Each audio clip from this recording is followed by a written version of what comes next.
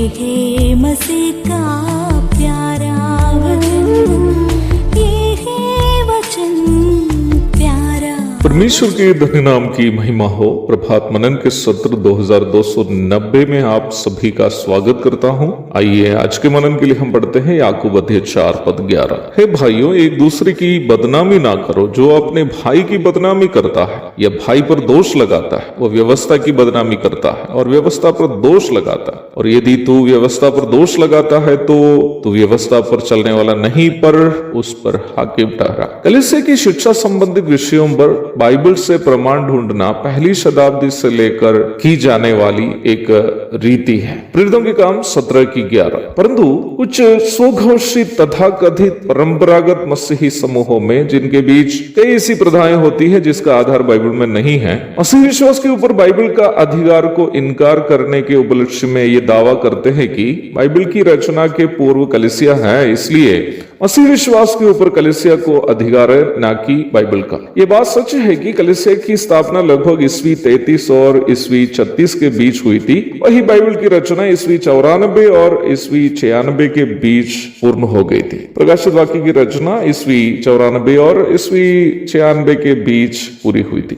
ये बात कितना हद तक सही है? नया नियम में शामिल किए गए 27 पुस्तकों की रचना कलीसिया की स्थापना के बाद शुरू हुई थी और कलीसिया की स्थापना के लगभग 65 वर्षों के अंतराल में पूरी भी हुई। ये एक ऐतिहासिक सच्चाई है। परंतु आप यह बात भी नहीं भूले कि कलीसिया की स्थापना के लगभग 435 वर्ष के पूर्व ही पुराना नियम में शामिल की गई 39 पुस्तकों की रचना पूरी हो चुकी थी। अर्थात कलीसिया की स्थापना होते समय पुराना नियम पूर्ण रूप में उपलब्ध था। प्रेरितों के काम 17:11 में जो पवित्र शास्त्र का जिक्र हम देखते हैं, वो पुराना नियम के बारे में ही बताया है। प्रेरित पौलुस और उनका साथी शीलास यहूदियों के प्रार्थनालय में अविश्वासी यहूदियों से जो बातें की है, वे पुराना नियम से ही की थी। हमारे प्रभु यीशु मसीह भी जो भी प्रचार प्रसार करते थे, वे पुराना नियम की परिप्रेक्ष्य में ही किए थे। लूका अध्याय 24:27 और 44। न केवल प्रथम शताब्दी के समय से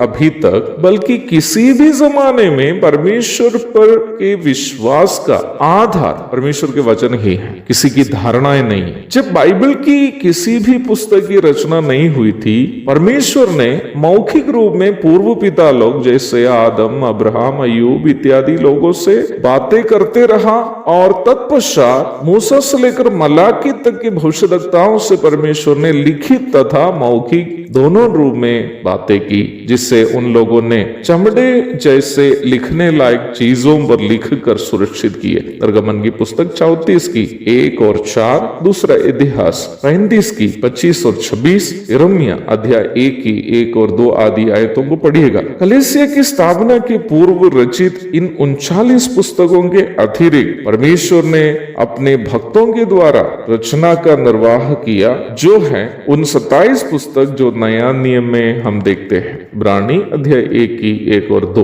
कहने का तात्पर्य यह है कि हमारे विश्वास का आधार किसी भी जमाने में परमेश्वर का वचन ही है, कलीसिया नहीं है। बाइबल की शिक्षा यह है कि कलीसिया का संचालन वचन के अनुसार होना चाहिए, ना कि वचन का पालन कलीसिया कहने के अनुसार हो। हाँ, मैं ये बात का इनकार नहीं करता हूं कि उपदेश संबंधित बातों को छोड़कर अन्य प्रायोगिक बातों पर निर्णय लेने का अधिकार कलीसिया के प्राचीनों को है। बल्कि ऐसे समय यह ध्यान रखना होगा प्राचीनों को कि प्राचीनों का निर्णय कभी भी वचन के खिलाफ नहीं होना चाहिए। कहने का तात्पर्य यह है, कलीसिया में प्राचीन लोग जो भी सिखाते हैं वो परमेश्वर के वचन के अनुसार होना चाहिए। मैं इन बातें कहते वक्त आप में से कई लोग ये सोच भी रहे होंगे कि प्रारंभ में पढ़ी गई पद और इन बातों में क्या लेना देना है। बताता हूं।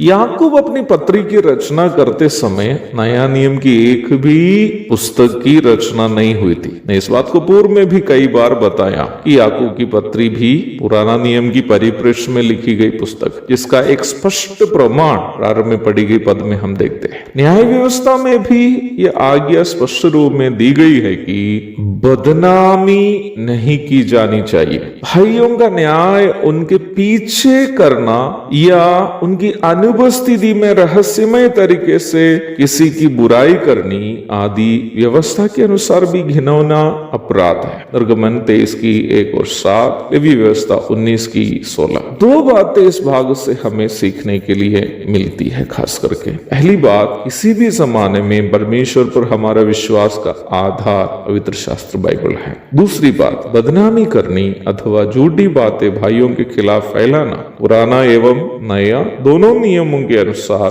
घिनौने अपराध है। क्योंकि वचन पर विश्वास करने वाले होने का दावा करते हुए जब हम वचन में लिखी गई बातों का उल्लंघन करते हैं तो हम ये प्रमाणित कर रहे हैं कि वास्तव में हम वचन पर विश्वास करते ही नहीं है। एक और शुभ दिन की धन्य कामनाओं के साथ आज का मनन में समाप्त करता हूँ। प्रभु आप सबको आशीष दे। आमीन।